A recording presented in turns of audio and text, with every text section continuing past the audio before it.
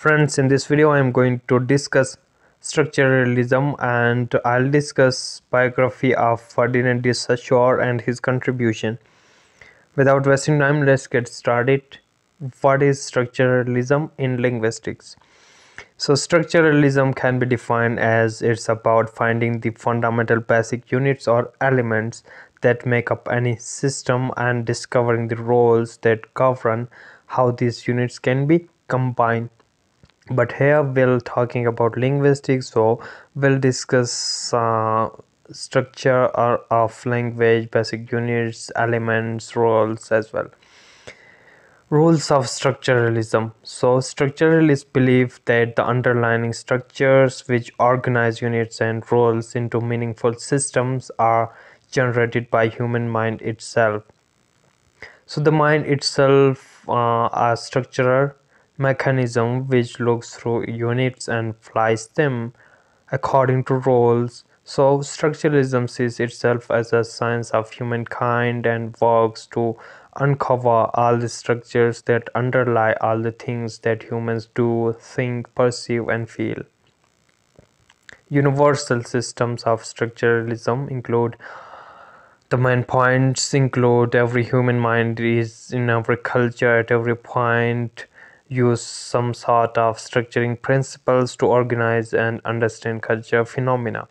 Every human culture has some sort of language which has basic structure of all languages.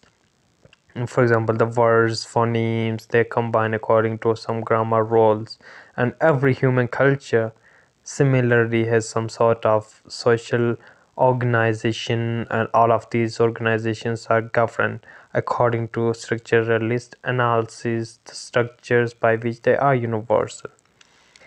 Now we'll see characteristics of structuralism. The first one is wholeness. This means that the system functions as a whole, not just as a collection of independent parts. Second characteristic is transformation.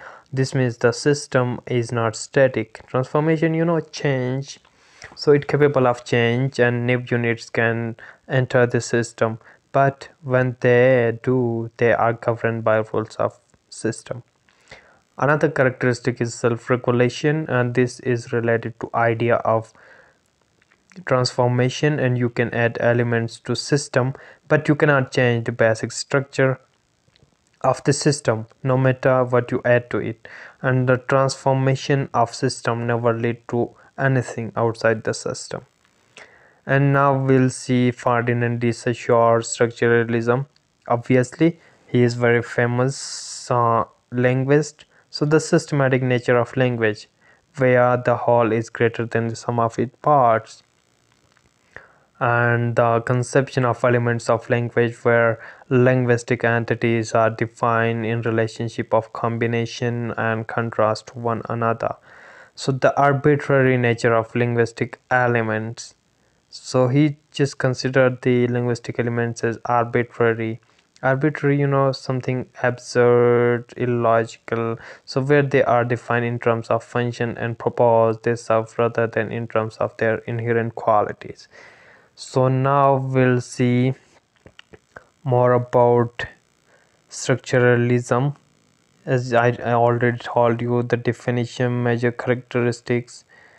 So further characteristics, we'll see language needs to be studied in itself. Language is not a naming process. Each word corresponds to the things it names. Language, as opposed to speech, is outside of the individual who never create nor modify it. And then language is a system of science in which the only essential thing is union of meaning and sounds.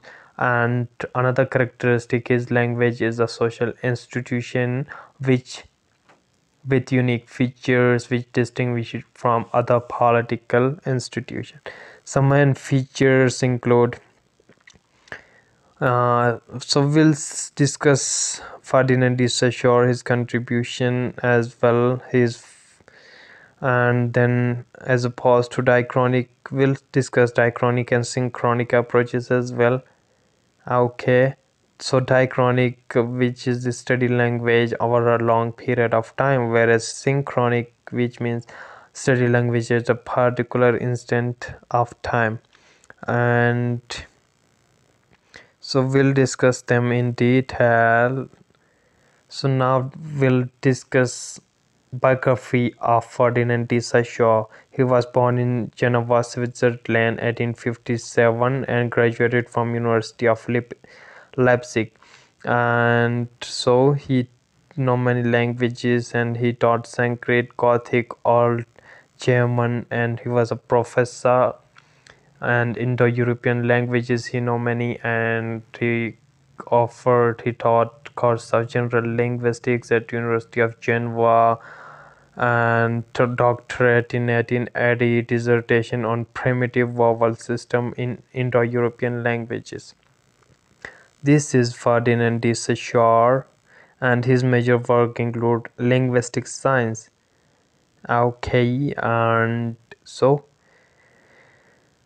his forefathers he considered to be forefather of linguistics and semiology. Semiology is study or interpretation of signs and symbols. I discussed all of this in detail in one of my videos. Just see that watch that video, signified and signifier as well. So this is all for today. Hope you understand. Thank you for watching.